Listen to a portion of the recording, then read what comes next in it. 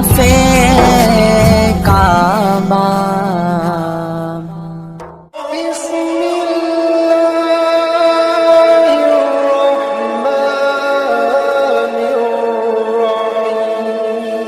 حضرت بایزید بسطامی کہتے ہیں کہ میں نے اپنی ماں کے آگے ہاتھ جوڑے، میں نے کہا امی تجھے راضی کروں یا رب کو راضی کروں؟ تو اپنے حق مجھے معاف کر دے، اللہ کو میں راضی کر لیتا ہوں۔ ماں نے کہا جاؤ پتر میں اجازت دیتی ہوں۔ گئے جنگلوں میں ذکر و فکر میں لگے رہے، تنہائی میں اس کو یاد کرتے رہے، دن رات ذکر کے چراغ روشن رکھے۔ 12 سال گزر گئے حق کی تلاش میں۔ ایک دن واپس مستام کے قریب سے گزر رہے تھے، خیال آیا چلتے چلتے ماں کو سلام کر جاؤں۔ دروازے کو دستک دینے لگے تو اس خیال نے ہاتھ روک لیا کہ ساری زندگی ماں کو سکھ تو دیا کوئی نہیں، اب دکھ بھی کیوں دینے لگے ہو؟ رات کا ایک پہر بیت گیا ہے، سردیوں کی لمبی رات ہے، ماں بستر میں لیٹی ہوگی، تیرے لیے اٹھے گی، دروازہ کھولے گی۔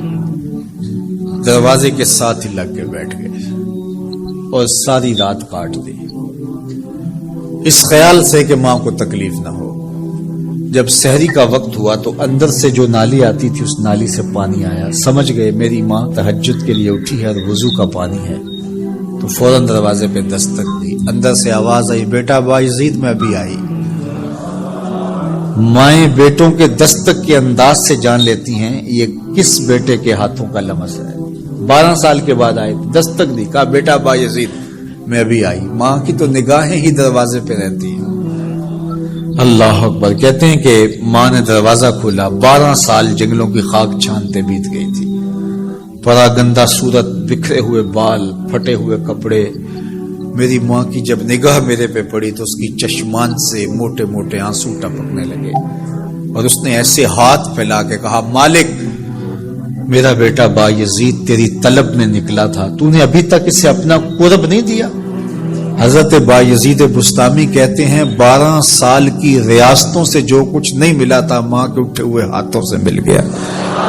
میں نے کہا مالک میں تجھے کہاں ڈھونڈ رہا ہوں، تو کہاں موجود ہے؟ تو ماں باپ کی رضا اللہ کی رضا کا دروازہ کھولتی ہے۔ جن لوگوں کے ماں باپ ناراض ہیں اور وہ جا کے پیر صاحب کی خدمت کرتے ہیں اور میاں ماں کے قدم چومو، باپ کی ٹانگیں دباؤ، ان کی خدمت کرو، تمہارے پہلے مرشد وہ ہیں، ان کو راضی کرو، پھر کسی شیخ کامل کی صحبت میں آنا، دیکھو کیسے دل کی بند کھڑکیاں کھلتی ہیں۔ ایک مرشد تو ناراض کر آئے اور دوسرے مرشد سے تمہیں کیا ملے گا؟ تو راستہ یہیں سے کھلے گا۔ والدین کو کبھی ناراض نہ کرو، والدین کو کبھی دکھ نہ دو، والدین کو کبھی تکلیف نہ پہنچاؤ، اور والدین کو بھی چاہیے کہ اپنی اولاد کو اپنا نافرمان نہ بنائے۔ ایک بزرگ فرماتے ہیں کہ مجھے برابر 30 سال ہو گئے ہیں کہ میں اپنی اولاد کو کوئی حکم ہی نہیں دیا، کوئی حکم نہیں دیا۔ کوئی چیز مجھے چاہیے بھی ہوتی ہے تو میں بصیغہ امر نہیں کہتا، بلکہ ایسی بات کرتا ہوں، پانی چاہیے تو یہ نہیں کہتا بیٹا پانی لے کر آؤ، میں ویسے کہتا ہوں پیاس لگی ہوئی ہے، تو اگر وہ سمجھ جائے اور وہ خود لے آئے تو اچھی بات ہے، لیکن اگر وہ نہ لائے تو میں نے اس کو حکم ہی نہیں دیا، امر ہی نہیں کیا، تو اس امر کی مخالفت ہی لازم نہیں آئے گی۔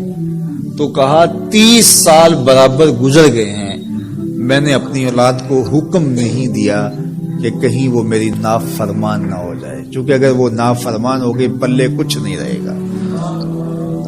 جو اولاد ماں باپ کی نافرمان ہوتی ہے وہ ہوا میں بھی اڑے، وہ چرخ پہ بھی جھولے، وہ زمین پہ گرنے والی ہوتی ہیں، کبھی کامیاب نہیں ہو سکتی وہ اولادیں جو ماں باپ کی گستاخ، بے ادب اور نافرمان ہوتی ہیں۔ وہی اولادیں سرخرو، کامیاب اور کامگار اور بامراد ہوتی ہیں جو ماں باپ کی خدمت کرتی ہیں، ماں باپ کی دعائیں لیتی ہیں۔ وہ ایک بچہ ماں باپ کے پاؤں دبا رہا تھا تو ایک بچہ ایک بر اعظم میں، دوسرا دوسرے بر اعظم میں، تیسرا تیسرے بر اعظم میں بڑے بڑے کاروبار کر رہا تھا۔